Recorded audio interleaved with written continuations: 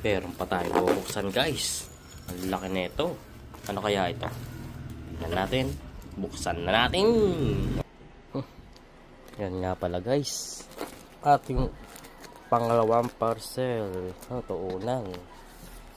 Tingnan natin guys. Buksan lang natin. Wow. Wow. Lang guys. Wow, ang ganda niya guys.